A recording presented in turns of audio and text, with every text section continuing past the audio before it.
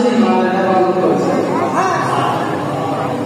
আমরা পড়িতে ওয়াক্তফা ওয়াল্লাইলি ইযা সাজা মা ওয়াদাকা রাব্বুকা ওয়া মা ক্বালা ওয়ালাল আখিরাতু খায়রুল লাকা মিনাল উলা ওয়া সাওফা ইউতিকা রাব্বুকা ফাতারদা আলাম ইয়াতিকা ইয়াতীমান ফাআওয়া ওয়া ওয়াজাদাকা দাল্লান ফাহাদা। এই আয়াত একটা সম্পূর্ণ বলতেছি না, একটা খেয়াল করে ওয়া ওয়াজাদাকা দাল্লান ফাহাদা।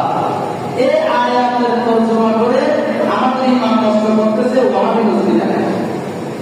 কোন সময় যখন আনহদর চলছিল 1272 পরে তারা এই আয়াতের অনুমান করছে আল্লাহ নবীকে আল্লাহ ধোঁকা পেয়েছেন, নাউযুবিল্লাহ, অথবা হেদায়েত করেছেন। আচ্ছা, আল্লাহ রাসূল কি ধোঁকা ছিলেন? যিনি গোটা জগতের মানুষকে হেদায়েত করবেন তিনি কি গোমরাহ হবেন?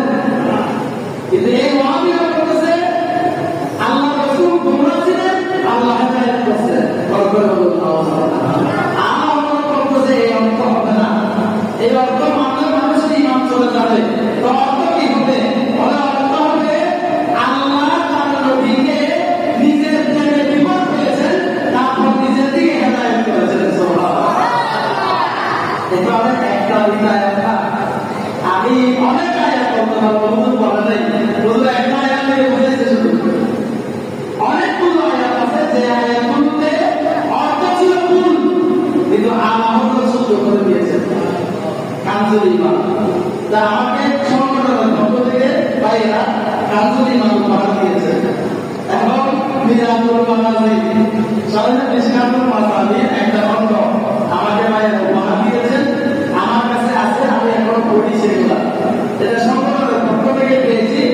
ওনারা আমাকে একটা ডিল করতে চেয়েছেন, তাকে একটা গিফট দিব, কি গিফট দিব? আমাকে কানজুল ইমানটা দিও, কানজুল